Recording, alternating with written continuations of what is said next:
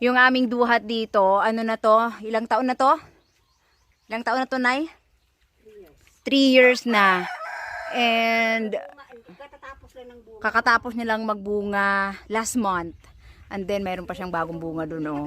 3 years lang. Ano to? Ang duhat na to ay color red. Yung alam mo yung juicy na duhat. Duhat, Nay, tama? No. Suha, Sa Bisaya, ano? pomelo. Pomelo. Pomelo in English. I'm sorry. Red pomelo dyan. Red pomelo. Ito yung red pomelo na napaka-juicy. And, well, nandito ako ngayon kaya abangan ko talaga siyang lumaki. Diba? 3 years, meron ka ng pomelo na bumubunga. Diba? Yung huling uwi ko dito, maliit pa to. Nay, maliit pa talaga to. Halos ano lang. Kasing laki ng kalamansi mo. Ganyan, oh. Ganyan lang siya nung umuwi ako. Tapos ngayon, nagulat ako, bumubunga na. Diba? Ang galing.